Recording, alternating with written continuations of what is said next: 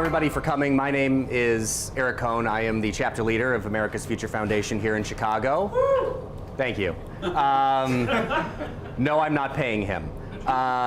Really excited to have everybody here, and I just wish this topic seemed just a little more relevant than than it actually is. No, I've joked to a couple of people that you don't know what I went through to be able to arrange all of this insanity just to promote this event.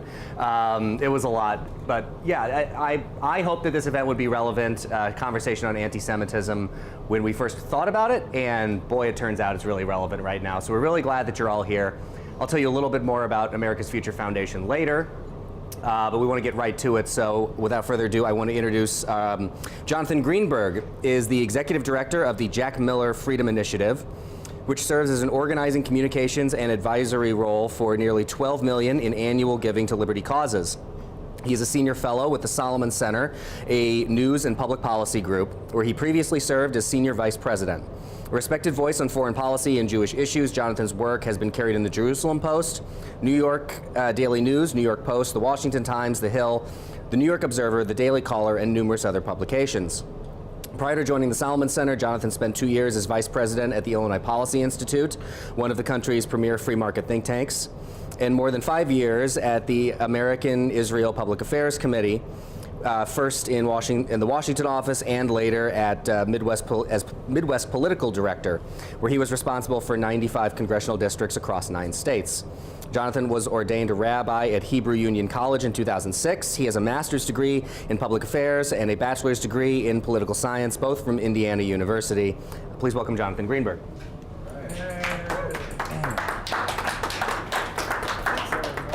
Thanks, Eric. So,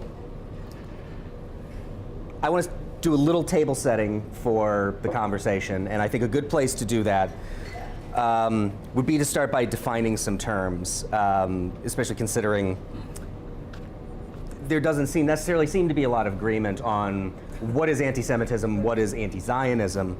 So I guess we'll, for the moment, channel British Labour Party leader Jeremy Corbyn, and let's start in on the Jews. Right. What is anti-Semitism? What is anti-Zionism? I don't know, but I know it when I see it. How about that? Anti-Semitism is like any other hatred of any other group of people. It's the dislike of that group of people and the imputation to the individuals in that group, or the imputation to the entire group of individual characteristics that you don't like. So like any other kind of racism, anti-Semitism is essentially the same. The difference is the manifestation of anti-Semitism is a lot harder to nail down. Is something that somebody's doing anti-Semitic or is it not? So there's leftist anti-Semitism, rightist anti-Semitism, soft, hard, and virulent anti-Semitism, and then there's things that are just ignorant and things that I wouldn't consider to be anti-Semitism at all. I grew up in a relatively small place in Indiana. I was the only Jew that went to almost all of my schools. And so I'm more willing to give people a break on not knowing anything about Jews or Judaism than people who I live with now up in the suburbs where everybody's Jewish. What is it? It's like any other form of racism. It's dislike of that group of people. So in that sense, are you saying that you're distinguishing prejudice from ignorance? Yeah, which I think is important because especially, look, people don't realize, if I asked you what percentage of the American population is Jewish, Melanie, don't participate, Josh, don't participate. What percentage of the U.S. is Jewish? Anybody have a guess? 2%. 0.02%? Okay, that's 0.1%. 0.1%. Okay. I'm going to say 2%. 2%. Religious or ethnic? That's a good question, but yes. So it's 2.4%, and yet the impact that Jews have on culture and politics and things like that is much larger than our numbers would suggest would be reasonable. Because the population is that small but that impactful, the numbers, by the way, if you ask, this is the first crowd I've ever gotten small numbers like that. Usually when you ask, people are in the 20s and 30s, and they're shocked to find out it's as small as 2.4%. So what is, you've given a definition of anti-Semitism. What is anti-Zionism, Right. and how do you distinguish between the two? Is one always necessarily the other? So there's a debate about that today. So the Zionism, for those of you who don't know, is the belief that the Jewish people has a right to political self-determination in its ancient homeland, in the land of Israel. That's what Zionism is.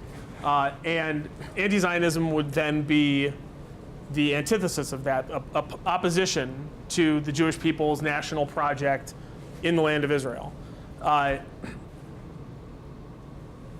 There are different opinions about whether or not you can be an anti-Zionist and not be an anti-Semite.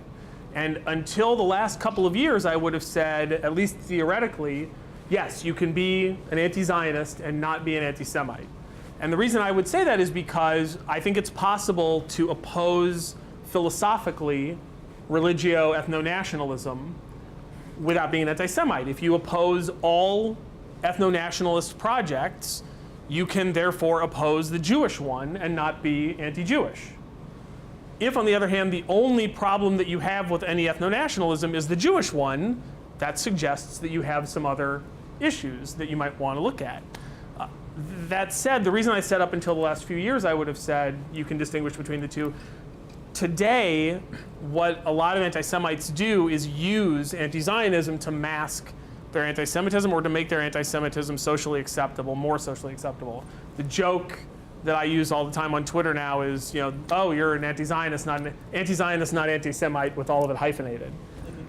Because over and over again, what we see are people who really have a problem with Jews, and you can tell, and we'll get into some of this stuff, who use the state of Israel or Zionism to bludgeon the entire Jewish community. So do you still have the belief then that it is possible to be an anti-Zionist without being an anti-Semite, or is this kind of a, it works in theory but not in practice problem? So theoretically, I suppose it's possible, and and I'm perfectly willing to have that conversation with somebody, but the largest Jewish community in the world is in Israel. I think almost half of the world's Jews, maybe more than half today, of the world's Jews live in Israel. So if you don't want that to be a Jewish country, if you're an anti-Zionist, I think you need to tell me what you expect to do with those 6 million people. The fact of the matter is that since 1948, the state of Israel exists. If you're an anti-Zionist before Israel exists, or really for maybe the first several years of Israel's existence, that's one thing. But today, 70-something years after the state is there, it's a reality, there are 6 million Jews that live there. Today, what do you expect to do with them? And then back to the philosophical question, if you oppose all religio-ethno-nationalism, I'm much more willing to accept that you are legitimately simply anti-Zionist. If you think that Israel's a pain in the ass in the region or that it does a lot of bad stuff, that's different than being an anti-Zionist, though. So, there's a lot of nuance in all of these questions. So before we get more into both some of that nuance, as well as what is happening now in this country, as well as what is happening in Europe, I want to ask a question that I will confess, in my own thinking of it, seems profoundly stupid to ask. But I think it's an important one, or at least I would be interested in an answer to it, so I'll go ahead and ask it. Why do people hate the Jews? Have you ever met any of us?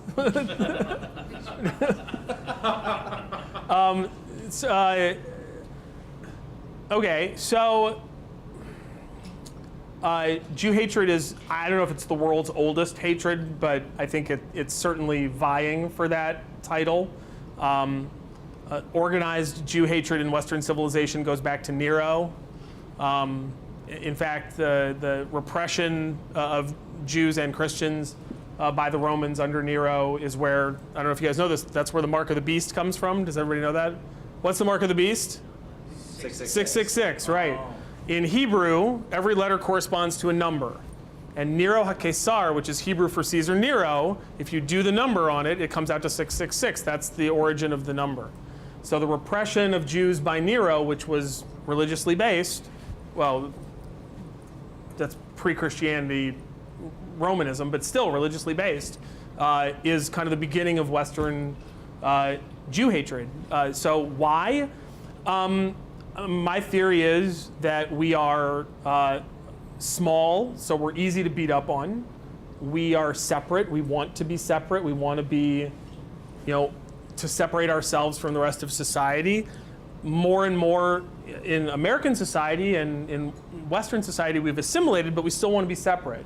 So I want to be fully modern and fully American, but I also live in a place where I'm surrounded by a lot of Jewish people, and there are synagogues around me that I can walk to on Sabbath, and there's kosher food that I can buy. And so if you want to be a part of that Jewish community, you kind of have to segregate yourself off from everybody else. If anybody's read Rod Dreher's book, The Benedict Option, one of the things that he talks about Christians needing to kind of silo themselves away from the rest of society. Jews have been doing that for thousands of years. We locate ourselves in another society, but we segregate ourselves away for the purposes of living close to there are rules that say you can't drive or ride a horse or whatever to synagogue. You have to walk. So you have to live within walking distance. If you want to be able to eat meals at other people's houses, you have to be able to walk. If so there are rules that mean we have to live close to each other. And because of that, people suspect and dislike us. And then you add in the religious component where, according to the book of the Gospel of Matthew, the Jews are held responsible for killing Jesus. And up until Vatican II in the 60s, it was commonplace for Christians to believe that Jews had been the Jews of today were responsible for killing Jesus. Does everybody know what I'm talking about? Yes, so in the book of Matthew, the Jewish crowd chooses to free Barabbas, this horrible murderer, instead of freeing Jesus. And when Pilate washes his hands, the Jewish crowd chants, "His blood be on us and on our children." And up until 50, 60 years ago, it was commonplace in Christendom for you to find the attitude that the Jews of today are responsible for killing Jesus. So it's both social.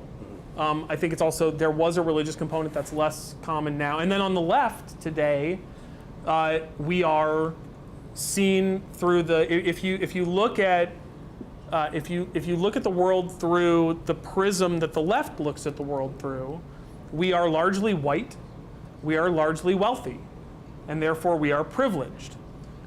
Jews don't think of themselves as privileged because we know what it's like to be discriminated against and have violence used against us and things like that. But the left sees us that way, and you're starting to see them, and I think we'll get into this more, you're starting to see them treat us accordingly.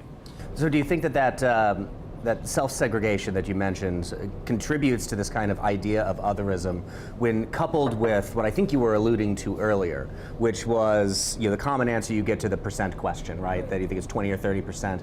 I imagine that's influenced not only by prevalence and culture. Certainly, there are plenty of Jewish comedians, the reputation of writers and people in Hollywood having Jewish backgrounds. This cultural prevalence that seems to exist, coupled with this kind of self-segregation and otherism. Is it just kind of a confluence of all these factors? And then you can add on top of it what is, I imagine, an anti-Semitic trope and the kind of idea that Jews are manipulating the world financial system and the Rothschilds and all of this. So we live in one of the biggest cities in the country, and yet there are a handful of communities where most of the Jews live. There are synagogues. There's a synagogue I know in Western Springs. There's a synagogue up in Vernon Hills. I think there's a synagogue in Lombard. But the Jews who go to those places live in diffuse areas. If you want any concentration of Jewish people, you're going to go up to the North Shore suburbs. That's where we all live. And because we choose to live there, the overwhelming majority of people in this metropolis of 8 million people probably don't know more than a few Jews, especially if they're not in professions where they're not going to bump into Jewish people.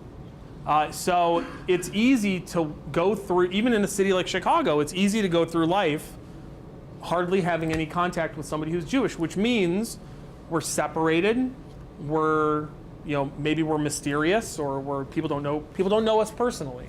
And so I imagine that whole point about the culture then is a contributor here, that it seems that the kind of outsized presence that you have in the zeitgeist, as compared to what you just said, where it's one of the most humanizing things is to be able to know someone personally, and fewer people can admit to that. Right. All of that together leads to a lack of familiarity that makes other things easier to breed. And if you see that banks and Hollywood and things like that, there are a lot of high-profile Jewish people, the U.S. government included. We're massively disproportionately represented in Congress. The Treasury Secretary is Jewish. I think the last few have been. The Fed chairs. I mean, it really is. We are disproportionately represented. I have no idea how that works out, other than my mother, made me take school seriously, and I have no idea how that works out.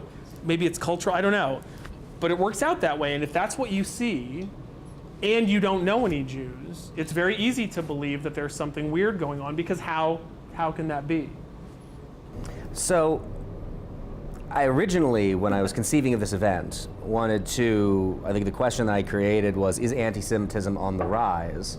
Which you immediately objected to and said, well, that's beyond dispute at this point. So detail that a little bit, both here and in Europe, and then we can get into why you think that is happening. Yeah, and it's different in Europe than it is here. In Europe, it's much more violent. It's a lot scarier. It's a lot bigger a problem. Historical record of that. Right. Well, yeah, and every time I think about Jewish communities in France and Germany had been growing until recently, which today makes 20 years ago me saying, why on earth would a Jew move to Germany, a lot more prescient than I was hoping it would be. But in Europe, it's much scarier, it's much more violent. That's not true. I was going to say it's almost all Islamist, but it's not almost all Islamist. Quite a bit of it's right wing. But there is a lot more Islamist anti-Semitism in. You feel this is for the same reasons that we just discussed, or what makes Europe different? Well, there's a much longer history of religious intolerance generally, and intolerance of Jews specifically. Then you have large influxes of Muslim populations into European urban centers, and they bring with them the culture from their homelands, which is pretty virulently anti-Jewish. Mein Kampf was one of the leading sellers in Arab capitals all over the world a few years ago. The Israeli-Palestinian conflict is part of that, but it's not all of that. In the 50s, after the founding of the State of Israel, most Arab countries and some non-Arab Muslim countries kicked most of their Jewish populations out. Whenever Iran brags about the fact that they have seats in parliament reserved for their Jewish community and how they still have a vibrant Jewish community in Iran, it's worth remembering that the overwhelming majority of Iran's Jewish community lives in LA right now, and not exclusively by choice. Some of them escaped there and others were forced out. When the Jews of Iraq and Morocco and Yemen were forced out of their homes, they had to leave everything, and most of them found refuge in Israel, which is what Israel's for. So today, when you go to Israel, the overwhelming majority, no, that's not true, not the overwhelming majority, but now the majority of Israeli Jews are not white Eastern European Jews. They're brown, what we call Mizrahi Jews, Jews from Yemen, Morocco, and Arab countries. So to get back to your point, so the anti-Semitism in Europe is different and worse.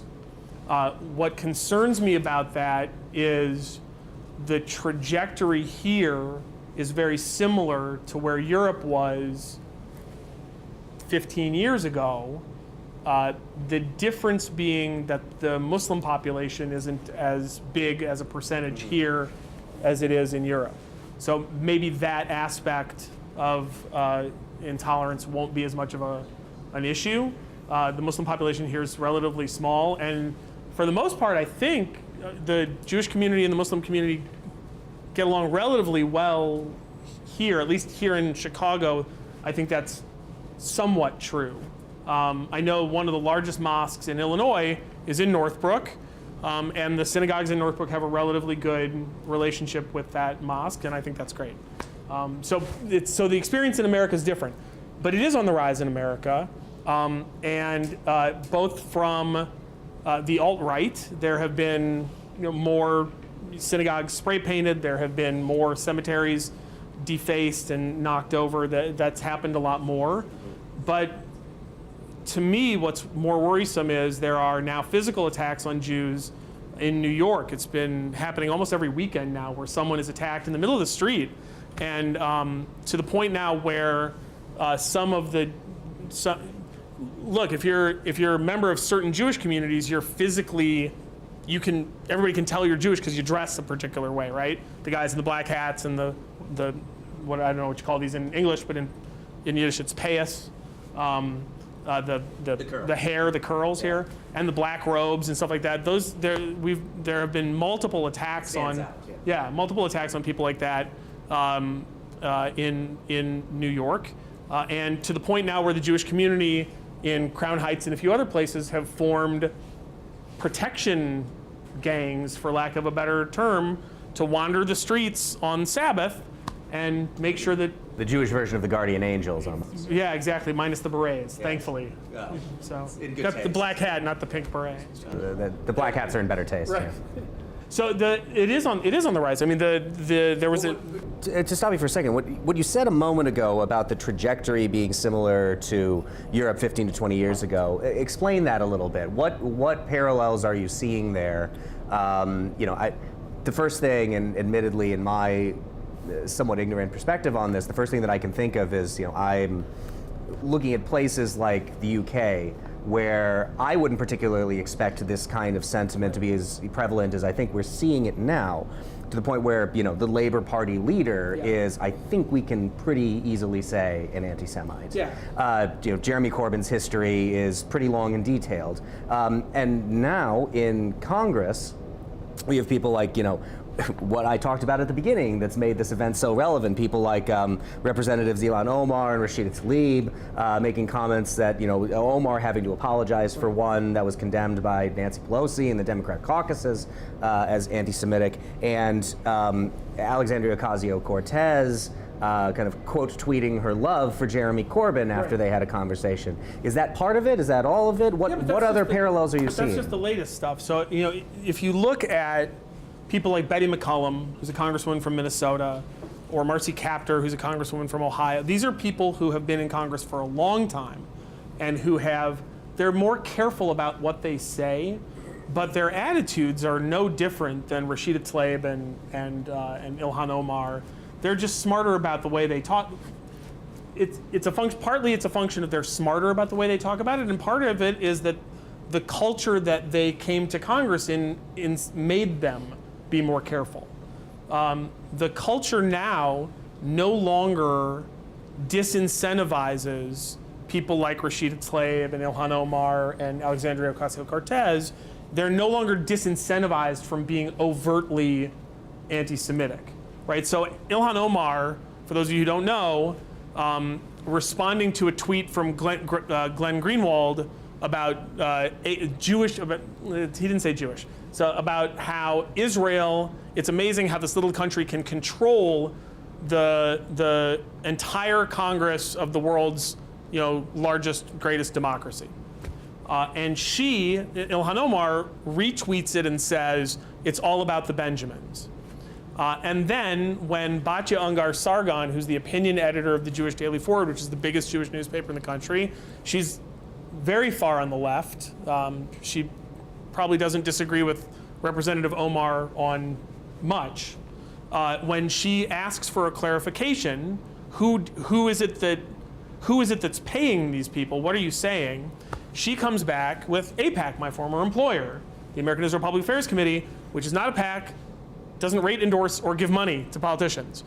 So AIPAC's not paying anybody. They don't give money to politicians. I should know. I worked there, and everybody where I showed up expected me to show up with a checkbook and was disappointed when I didn't have one. So you can correct this if you think it is wrong, but I believe I had read people alleging, even before the AIPAC comment, that the original sentiment there, that it's all about the Benjamins, is an anti-Semitic trope in and of itself. Yeah, so this idea that Jews use their money to conspiratorially get people to act in ways that are counter to their own interests, right? That As opposed to the way, say, Tom Steyer uses his money to get people to act in certain ways, and right. So the Koch brothers and pretty much anyone else we can say gives money to I'm a big believer in Occam's razor, and the simplest explanation for why Congress is overwhelmingly pro-Israel is that the American people are overwhelmingly pro-Israel, and poll after poll shows it. So if the American people were 30 or 40% pro-Israel instead of 70 or 75%, which is what they are, then you might expect Congress to mirror more closely where the American people are by voting against Israel. But the American people are overwhelmingly pro-Israel, and so of course their representatives are too. And then the response to Omar, of course, the Democratic leadership came out and condemned the comments and basically forced her to give one of the least sincere apologies I've ever heard in my entire life. I don't believe it at all. Nobody should. Typically, when one is unequivocally apologizing, there isn't a lot of pretext. Well, or post-text, right? So she literally says, "I unequivocally apologize, but," which is dictionary equivocation.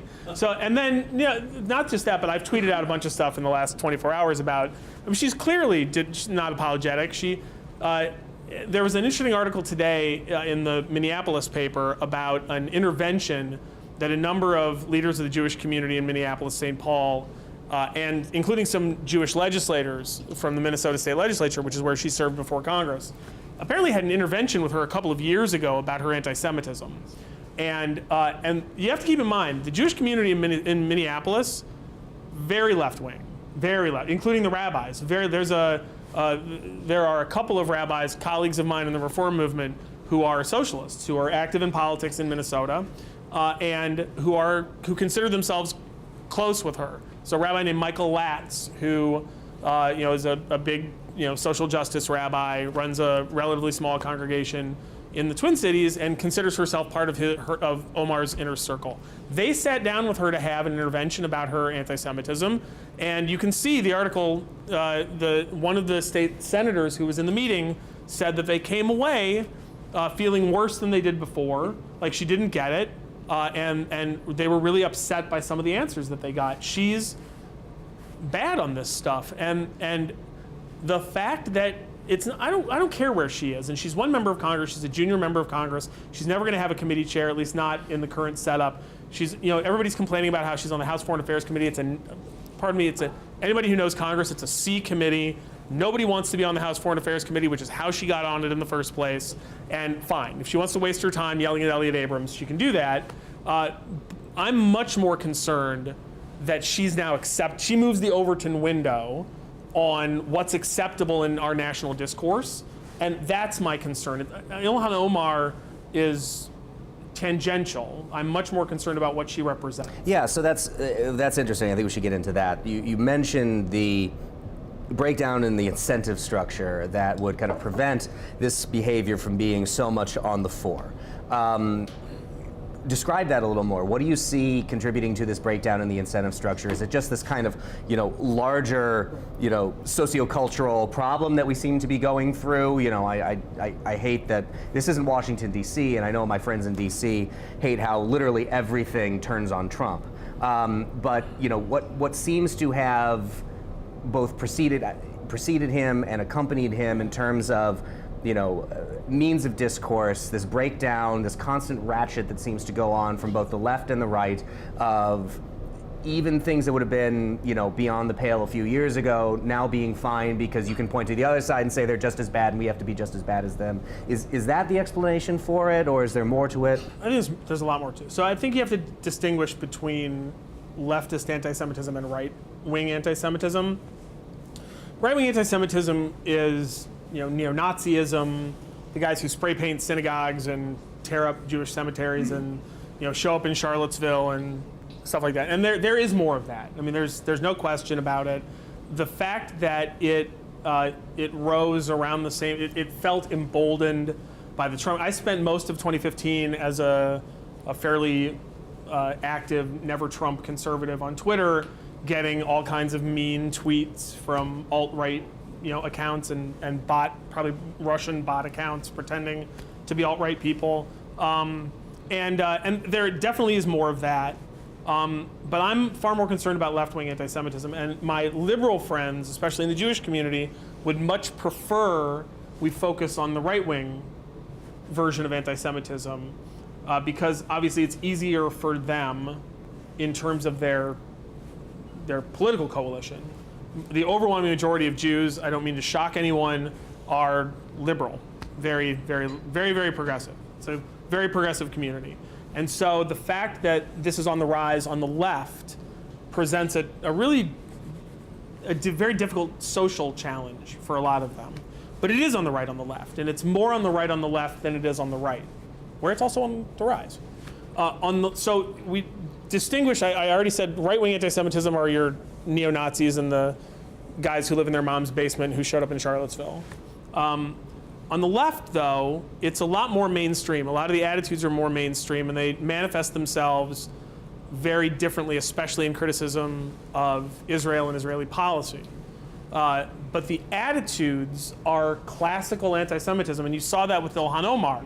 Her tweet was about AIPAC. The tweet she was responding to was about Israel, but it manifested itself in a trope of classical anti-Semitism. The Jews use their money to control people. There was an article today in The Nation, I'm sure everyone's favorite magazine in here. There was an article today. Subscriptions run out. Right, it's too bad.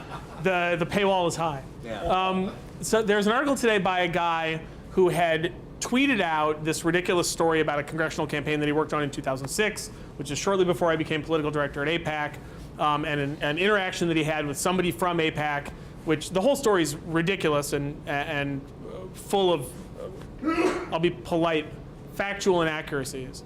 But he turned the tweet storm into an article that he published in The Nation today. And in the second paragraph, he talks about, Omar tweeted this on Sunday.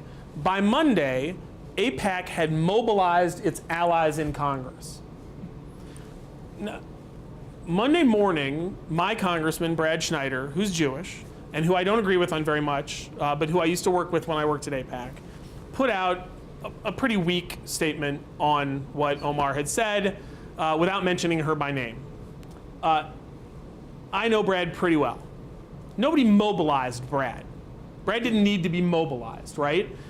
There's a Jewish Democrat from New Jersey named Josh Gottheimer who tweeted out on Sunday evening, and this was an extraordinary tweet that got very little coverage. He said that he had been trying to get a meeting with Omar for 2 weeks since the Jews Hypnotize the World tweet came out. He'd been trying to get an appointment with her for 2 weeks to talk about this issue, and she had been avoiding him. That's what he said. He said she had been avoiding meeting with him, and then he condemned what she said. Nobody needed to mobilize him, but the insinuation, this, by the way, the guy who wrote this article is Jewish. He self-identifies as a Jew. And so the insinuation is that the puppeteers of the Jew lobby mobilized their minions to take action against this poor, black, hijabi refugee woman. When what really happened is members of Congress were horrified by what she said because it was horrifying, and they responded. Now, some of them probably responded of their own volition, and some of them probably responded because constituents like me complained. But either way, if you're going to accuse a group of people of mobilizing, you better have some proof. I need to see some phone records. I need to have a witness who said that the congressman got a phone call from somebody at AIPAC. I guarantee you that didn't happen because I used to be the one who made phone calls to congressional staff, and we would never have done that. That's not how AIPAC operates. So this idea that you can just say things like this and nobody bats an eyelash, nobody notices. The only people I saw complaining about it on Twitter were Jews. We notice it, we hear the dog whistle, nobody else does. So it's getting worse, it's getting more socially acceptable, and it's ramping up considerably on the left. I want to get to question and answer with our audience, but I want to ask you two more things before we get there, just to cover one particular important topic, and then we should probably get to the actual question that was the prompt for this event. The boycott, divestment, and sanctions movement, is this, one, horrible acronym? Right.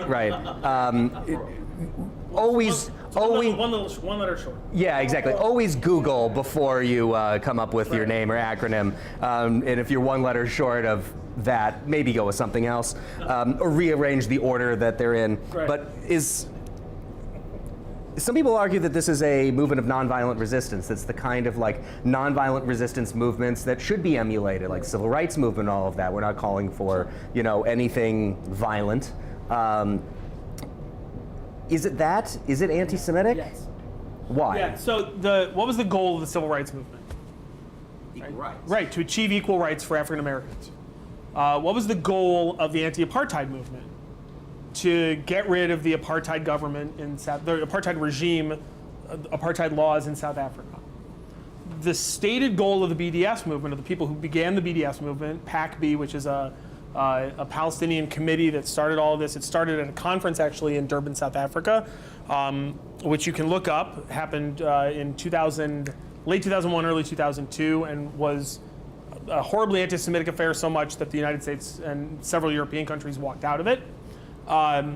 So the boycott, divest, sanctions movement stated objective is to end the Jewish state of Israel. To that end, yeah, I would call it an anti-Semitic movement. It focuses on not only that, but again, everybody who is a proponent of BDS, I always ask them what other. So first of all, I take issue with the idea that there's an occupation going on at all. Legally, there isn't. Israel's position legally is that there is no occupation. I agree with that legal position, but at least it's arguable. It is not established international law, and everybody who claims that it is wrong. But that said, of the other occupations in the world, what other occupations are you concerned about ending? Or is it just this one? Of the other bloody struggles for national liberation, and there are far bloodier ones in the world than what's going on in Israel and the Palestinian territories, which other ones are you concerned about? If you tell me, if you tell me that you're as concerned about, for example, Turkish occupation of Cyprus, or Russian occupation of Ukraine, or Russian occupation of Chechnya, or Chinese occupation of Tibet, if you're as concerned about those as you are of what's going on in the West Bank and the Gaza Strip, fine. But if the West Bank and the Gaza Strip are the only ones you know about, or the only ones you care about, again, it's the same thing as we were talking about before. I want to know why.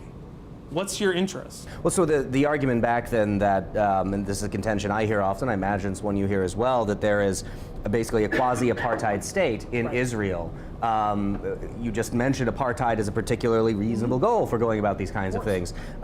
You dispute then that that is the actual circumstance? Yeah, not at all. So apartheid existed because the Afrikaner government in South Africa didn't want, was discriminating against black people because they were black.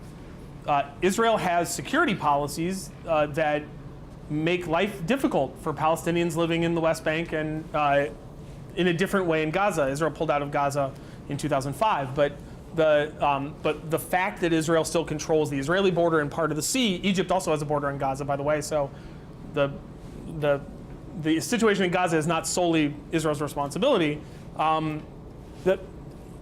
Those policies are in place for security purposes. Israel has a large Palestinian population that are citizens of Israel, that vote in Israeli elections. There are 12 seats right now in Israel's parliament, the Knesset, that are controlled by an anti-Zionist Arab political party. They have 12 seats in Knesset.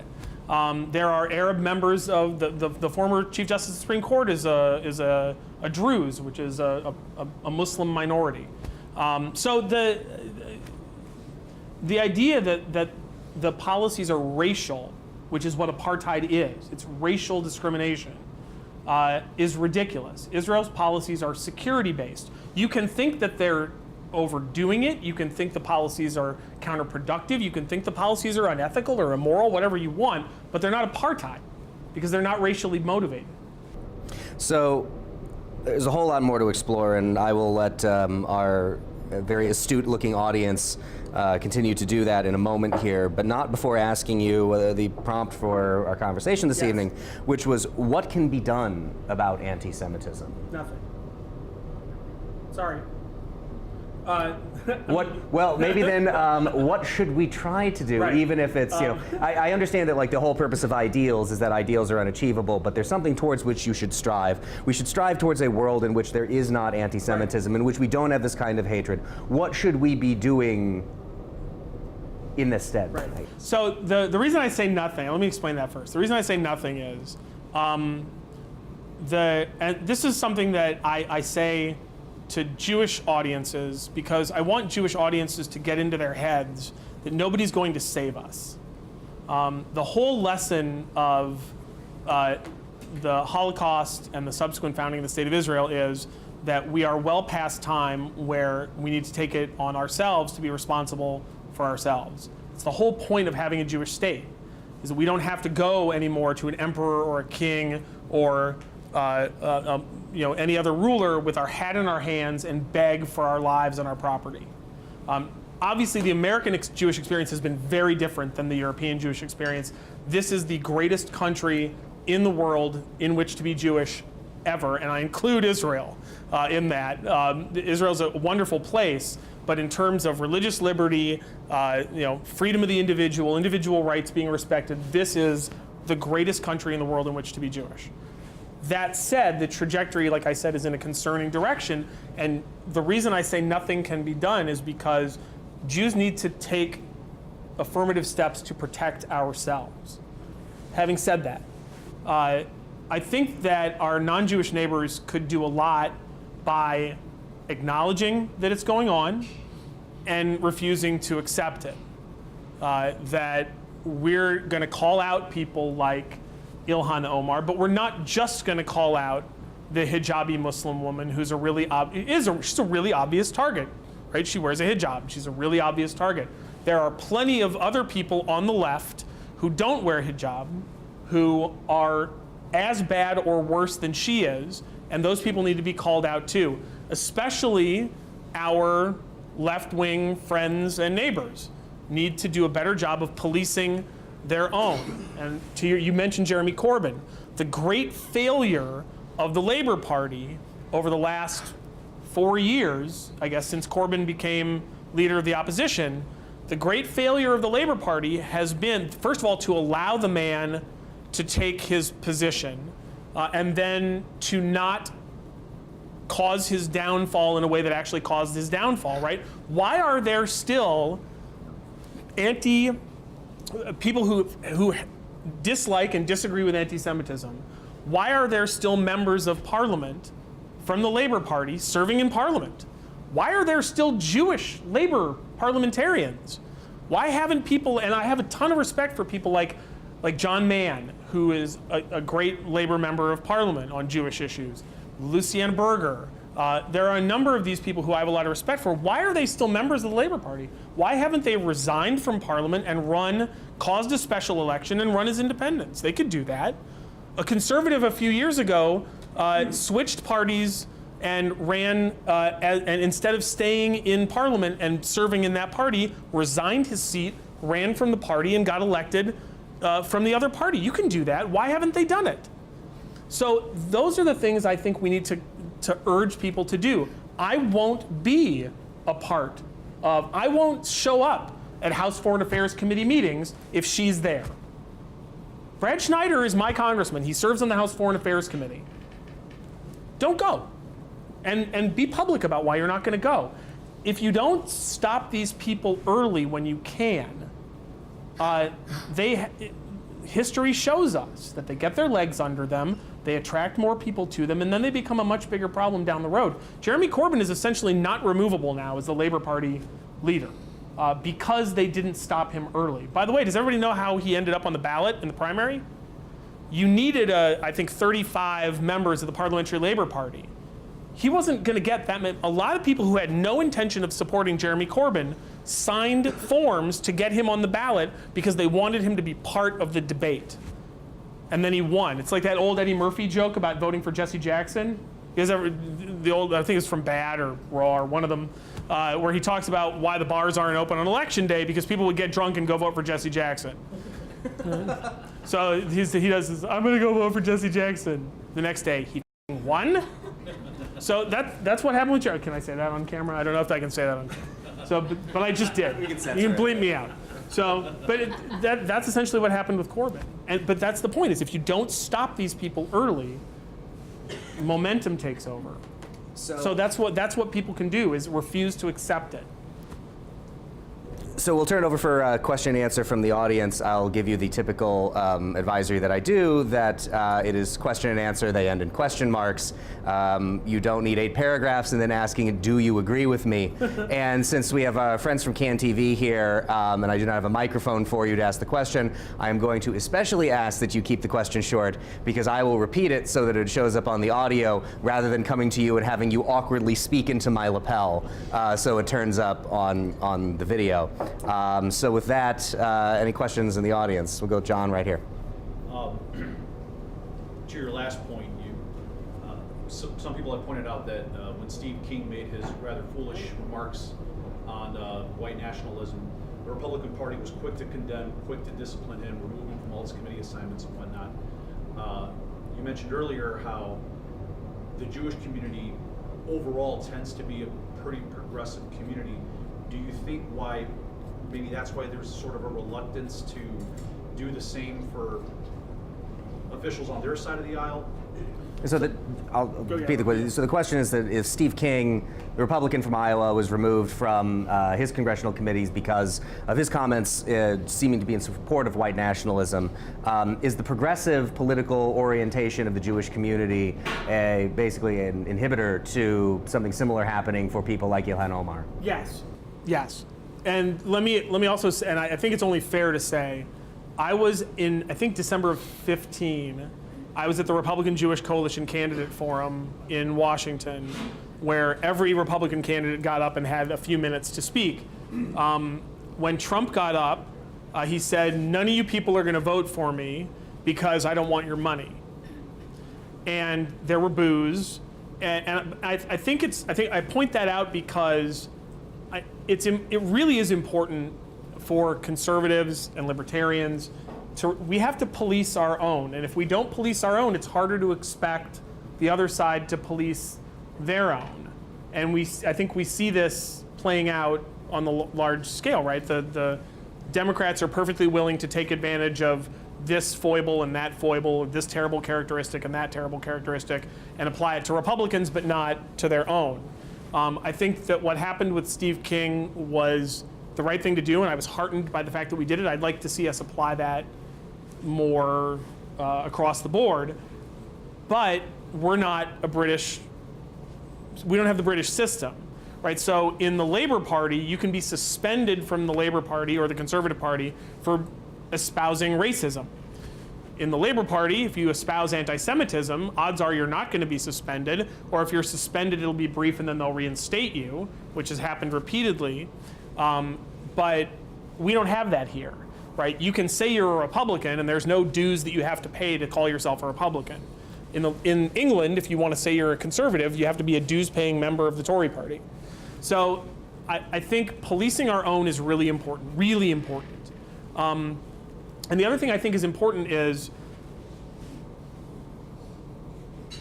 there's no written definition of what is or is not anti-Semitism. And I think that the important thing to do is listen to the Jewish community. Just like I would say the same thing about racism. I think it's important to listen to the communities that are actually affected by this stuff, and when in doubt, err on the side of what the community says. That doesn't mean always, it means err on the side, right? So if there's doubt, err on the side. The Jewish community knows from long experience what anti-Semitism sounds like. The book that we read on Passover called the Haggadah has a line in it that says, we read this every year. Think about how we read this every year. In every generation, in every age, they rise against us to destroy us. But the Holy One, blessed be He, saves us from their hands. We read that every year. And there are more examples like that in Judaism. We train ourselves to be aware of this stuff, and we don't really have to train ourselves to be aware of this stuff, because still in living memory is the fact that my grandparents kept a bag packed in the closet in case they had to run quickly. Like that's in living memory still. So we don't even really have to train ourselves that way, but we do. So I think watching the far left over the course of the last 24 hours try to tell me that Ilhan Omar, what she said, wasn't anti-Semitic. It's not even gaslighting, because they believe it. They don't think it was anti-Semitic. Why don't they think it was anti-Semitic? Because she can't be an anti-Semite. Because she's a social justice leftist. She doesn't fit the profile. So it's impossible for her to be anti-Semitic. And even if she does have some, retrograde views about Jewish people, that's okay, because Jewish people are privileged. They're not a minority. They're not to be protected. They're white and they're wealthy. So the short answer to your question is yeah. But what's going to end up happening? They're not going to. What's going to end up happening is what's happened in Britain, which is it's going to get really bad, and then Jews are going to abandon the Democratic Party. It'll have to get really bad first, but that's what's going to happen. That's what's happened. Eventually, Jews do recognize threats to themselves and their community. It just usually takes us a long time because we don't want to admit it. No, I mean, who would want to admit it? So I think it's interesting you mentioned how we have this great history of Jews coming to the States, right now it's being a great country. And it's largely because of New Colossus and the Statue of Liberty. That was all about exiles coming here. Yep. And so it's interesting to hear a contrast there with the U.S. and Europe, but at the end of the day, we're a European country in a lot of ways. Mm-hmm. Because we're founded by Europeans. What is it really? I mean, do you find that it's all of Europe that needs an issue that's had a bad history with Jews? Do you think it's just specific parts of Europe? Yeah. You mentioned Germany earlier, and one other country I can't recall. So there are gradations, but if you look at the history going back to the Crusades of expulsions and inquisitions, very few areas of Europe were spared from historic Jew hatred. Some countries experienced less. So England is a great example. England kicked all of its Jews out in the 12-somethings, let them back in and kicked them out again, and then didn't really let them back in for hundreds of years. The Jewish community in England today, I think, is the 4th or 5th largest in the world, and there are 250,000 Jews in England. So to put that in perspective, the largest labor movement in England, Unite, has over 2 million members. And that's, obviously almost 10 times the population of every man, woman, and child who's Jewish in the UK. And the reason I point that out is because the leader of Unite wrote I wouldn't even say vaguely, a threatening letter about the Jewish community talking smack about Jeremy Corbyn, and really shouldn't the Jews start watching their mouths? I mean, he didn't say that exactly, but that's what he was saying. So the experience in the UK is different than the experience in Eastern Europe, where Jews were driven and lived, a difficult and sometimes terrible existence, but lived without usually being expelled. They were moved around from place to place, but they essentially occupied. They were there in Eastern Europe for most of that history.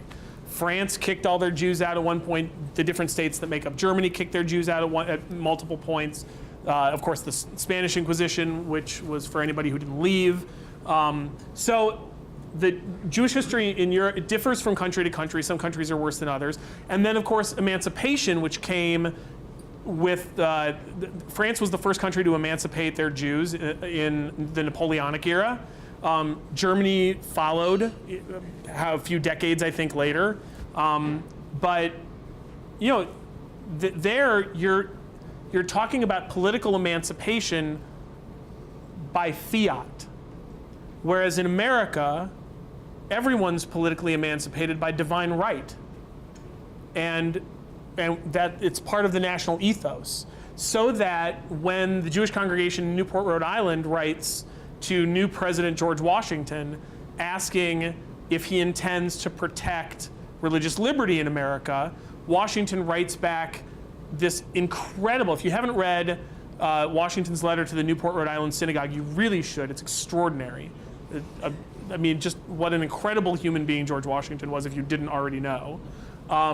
This incredible letter about how we value the stock of Abraham, which is what he calls the Jewish community, as much as any other American. You're fully American. So the American experience is different philosophically, and I would say theologically, than the experience in Europe. It's also a much younger experience. I'd be particularly interested in your thoughts on Fulton, because Israel's made some pretty strong comments about Fulton. Well, I was meant to ask that earlier, but Yeah. with the Israeli government seeming to want to make some kind of footsie, shall we say, with there's a law and government party in Poland, as well as Viktor Orban's party in Hungary. Orban, who is admitted that his philosophy is illiberalism. Yeah. Yeah. What to make of this? So I think that the idea is that you take your friends where you can get them, and that I assume that what Netanyahu is trying to accomplish there is to.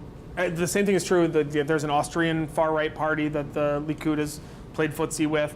Look, I think the idea is that you take your friends where you can get them, and that Netanyahu sees the same thing that we're here talking about, which is that the Western left is gravitating away from Israel, and he's making friends with the Western right where he can. Do I think that's a strategic error? Yeah, I do, and it's particularly bad for those Jewish communities. Especially but by the way, Netanyahu's position as the leader of a state is that those Jews should come to Israel. And it's always done sotto voce, but the response that you'll get from Israeli officials, at least privately, is move. All you have to do is get off the plane and say you're a citizen. We'll help you with an apartment. We'll help you with a job. We'll teach you the language. There's a monthly stipend for new immigrants to Israel. Like, move. Don't stay in Hungary. What are you doing in Hungary? In 1944, they were shipping tens of thousands of Hungarian Jews to Auschwitz every day. Get out. You don't like Viktor Orban? Come home. That's what they'll say. I got to move on. We only have so much time left. I'm sorry. I'll be Chris. Chris. Can you explain the significance of anti-Semitism politically or intellectually to today's left? What is the real estate it gains from this predilection towards acquiescence, accommodation, agreement with Jew hate? So I'm not sure. I don't know that there's a political advantage. I don't know that it's that well thought out. I think it's much more emotive than that. Like a lot on the left, I think is more emotive and less advanced. It has a lot to do with feelings. If you sit down and think about intersectionality, or if you just feel it, it's a lot easier to come to those conclusions. So I don't think that there's a political benefit to it, other than it unites, it stitches together, because it's prevalent in communities that the left wants to stitch together. Meaning that in other minority communities in America, there is more prevalence toward anti-Semitism than there is in, which is weird to think, but among WASPs, right? The white Anglo-Saxon Protestant, the era of covenants on houses in Kenilworth and denying Jews memberships in country clubs and lunch clubs downtown here. But everybody knows the Standard Club. The Standard Club is a Jewish club because other lunch clubs were closed to Jews. So we started our own club. We'll talk about that later. Okay, so but that's why it was established. So whether it was true or not, the assumption made among the Jewish community was we needed our own club because we couldn't get into other clubs. At least that's what we call the midrash. That's the story they tell. That anyway, to your question though, I think that it stitches together strains from other communities, and so it's in that way maybe politically beneficial. But I don't think it's that well thought out, and because I don't think it's that well thought out, it's easier to slide in that direction because you're not thinking about it, you're feeling it, it's just happening, and you end up sliding in that direction in spite of yourself. If you look at the response on the far left of England to accusations of anti-Semitism by Jeremy Corbyn, what do they always say? He's spent his whole life fighting racism. His mother was part of the anti-fascist riots on Cable Street, and he's fought against racism his whole life. And that always, show me one example of him being an anti-Semite. There are dozens, hundreds of examples of him being an anti-Semite. They just don't accept them as examples of anti-Semitism. And that's the same response that you've seen in The Nation and Jacobin and places like that today to Ilhan Omar. And so if you have a feelings-based political philosophy, that's where you're going to head, maybe even in spite of yourself. Let's try to move quickly in about the 10 minutes that we have left here. So To go off of his question, it seems to me that the goal of the far left is to break down Western civilization. Yeah. Okay. Anti-Semitism, racism, these are tools to destroy Western civilization. And so Judaism is the embodiment of Western civilization. You could argue that Judaism gave birth to Western civilization. Family, faith, God, traditional values, these are the Judeo-Christian values that America and the West was founded on. Okay. My question is, do you agree? And then my Strike second one. question, which is unrelated to the first question, is let's take what's the ADL, the Anti-Defamation League, role today, and how far has it been removed from its traditional? Right. So I certainly think that the left, especially the far left, is interested in undermining core institutions of the West, and that includes the church, both with a capital C and a lowercase c. So the institutions of religion in American life are part of what cement us in a particular place that the fringe left doesn't like. And in order to loosen that cement, you have to undermine the institutions. One of those institutions is religious institutions, or one category is religious institutions. So I agree with that. I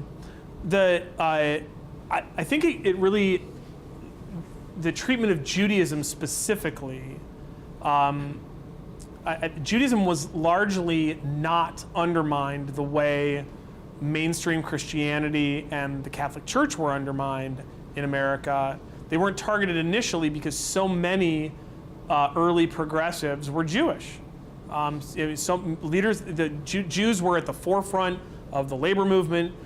Jews were all of those political movements on the left in the last 100 years. Jews have been at the forefront of, and that probably led to Judaism being largely ignored. But as Judaism's changed in America, and we don't have to get into that. But I think there is something to that undermining religious institutions is part of what the left needs to do, and that includes Judaism. Having said that, though, Judaism is just a religion. In fact, it's not even mostly a religion. It's a people, a nation, an ethnicity, whatever you want to call it. The overwhelming majority of Jews that I know who are on the left are not particularly religiously observant people. They're ethnically Jewish. They're matzo ball Jews or Seinfeld Jews, whatever you want to call them. I think that's most Jews in America. Most Jews in America would not consider themselves to be religious people. So undermining the institutions of the religion doesn't really do much for those Jews because they're not part and parcel of those institutions in the first place. The other Jewish organizations, what's their role here? Largely to go along with what the left of the Jewish community is doing. The ADL really has sold itself out. it took a long time for them to come up with a statement. On the American Jewish Committee was Johnny on the spot that night with the condemnation. It took the ADL until the next morning, and then it wasn't the ADL, it was the head of the ADL, Jonathan Greenblatt, who came out with an official statement on Twitter. So the ADL, as far as I know, the ADL itself hasn't commented yet. But that's a function more of failures in Jewish communal life that are not necessarily, we could talk about privately. A lot of words that you hear more frequently now, like globalists and cultural Marxists. Yeah. You hear these words more frequently now. Do you consider them to be dog whistles?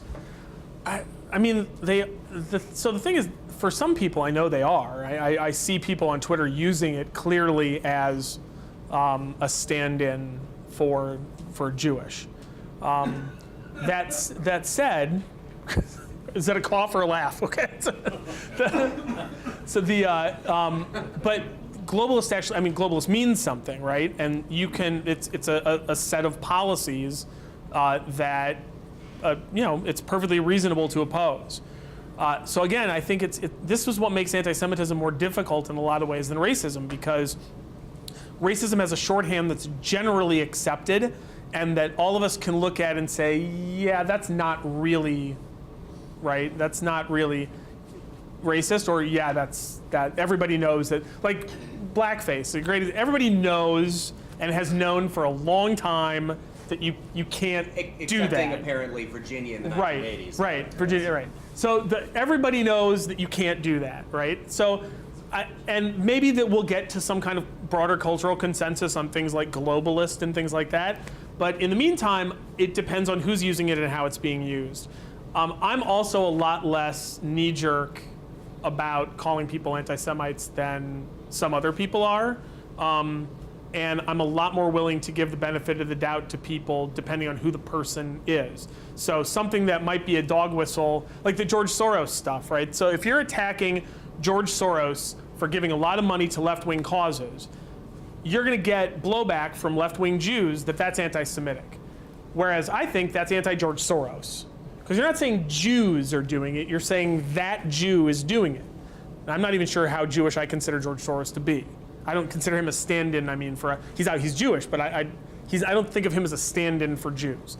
Same thing with Michael Bloomberg. If you're complaining about how much money Michael Bloomberg gives to anti-Second Amendment causes, whatever, like, to me, that's reasonable because he does. And you're not saying Jews are doing it, you're saying that Jew is doing it. I always make a distinction. I was joking earlier with Josh Cantor over there. I was joking with him earlier that as someone who loves and cares about the Jewish community, I love Jews. But individual Jews I take on a case-by-case basis, right? Like we do with every other human being. So if you want to attack George Soros, I'm not going to defend him because he's Jewish any more than I am with a political person, Joe Lieberman or somebody that I do like. But those terms, I think it depends on who's saying it and how it's being used. One more. We can take one more question. Do you think the Jewish vote in America will ever become more balanced? Because even if all elected branches were run by anti-Semites, the First Amendment stops them from doing a whole lot. Yeah, I mean it does now. But anything written on paper is only as good as whether or not we're willing to enforce it. So I don't. Whether we're willing to buy into the creed of it. Right. I don't put a lot of stock in that. Having said that, will they? Yeah, they'll move. If I hope they don't, though, because that'll mean that the Democratic Party went completely crazy. I hope the Democratic Party regains its senses. I hope the Republican Party regains its senses too. But I hope the Democratic Party regains its senses and it doesn't go in that direction. But if they do, the example of the British Jewish community is there. They've abandoned the Labour Party almost completely. I hope it doesn't come to that. I don't want to see people forced to vote for one party or other for survival. A round of applause for Jonathan Greenberg. you're able to stick around a little bit. So if you have more questions, Jonathan will be around. If you want to ask him questions, you can do so. Again, want to thank you for coming. America's Future Foundation, as you might have observed throughout the evening, we're an organization of young professionals geared towards having these kinds of conversations on relevant topics, and relevant topics that we didn't know would be so hyper-relevant when we planned to have them. If you want to learn more about it, you can go to americasfuture.org. You can talk to me. You can talk to Jeff, who is also on our board and waving his hand in the back of the room. Hi, Jeff. Hi, Jeff. You can talk to us about finding out more about being involved with our chapter here. I do want to tell you a couple of things that are important. The first, our next event is going to be on Tuesday, March 5th, and it is going to be the Elephant and Castle on Wabash. So not the one here, the one on Wabash. And that is going to be, not that that's confusing, but they're so nice to work with us, so it's, you know, I just have to really type in bold letters in the email, Wabash. That's going to be with Austin Berg and Ed Bacharach. Austin's my colleague at the Illinois Policy Institute. Ed's one of our board members. They have a new book out called The New Chicago Way, Lessons from Other Big Cities, in which they have looked at other cities and the way that they run and why is Chicago different. Just to give you a clear example of that, when is the mayoral election? It's coming up very soon. There's a reason that it is in an off year in February in a city that is known for its bad cold weather, because the ward machines could turn out their voters and challengers would have a more difficult time. So what can we learn from other cities in the way that we run things? So Austin and Ed will be there to talk about that. The next event after that is going to be on Saturday, March 30th, also at the Wabash Elephant and Castle, with Richard Lawrence, who is not only the, I believe he's the Executive Vice President now at the Foundation for Economic Education. He is also the chairman of the board of America's Future Foundation and a very good friend of mine. And he's going to talk about, the subject is how to talk to people unlike us. So Fee has done a lot of research on how we can communicate more effectively with people who don't share our priors, and he is going to talk about that. Again, that's a Saturday, a little different evening than we're used to. Weeknights is when we usually have these events, but we hope you can make that. One other, I will tell you to pencil in a date for April 24th. We're not sure on the venue yet, but we're going to have a screening of a documentary called The Pursuit, which has been made by Arthur Brooks, who is the outgoing president of the American Enterprise Institute. And if you're not familiar with Arthur Brooks, you should be familiar with Arthur Brooks. He is one of the truly phenomenal people kind of in this sphere. So we look forward to that. If you want to make sure you get info on all of these events, please make sure we have your email. If you signed up on Eventbrite, we have your email, whether you like it or not now. But if you haven't signed up by Eventbrite, if you paid cash, go ahead and talk to me or Jeff. We'll make sure that you get on our email list. Also, there are free books on the table in the back of the room. What is the title of the book? I don't have it. Born to be Free by Jack Miller. Jack's the founder of Quill Corporation, the office supply company. He's a big giver to liberty causes, and he's my boss, and I brought a bunch of his books for you to take home. Free. Grab a copy of the book at no cost to you. No cost to you. There's no such thing as a free lunch or a free book, but you can take that one on your way out. The bar will remain open until 9 o'clock. Thank you again for coming, and we hope to see you again soon.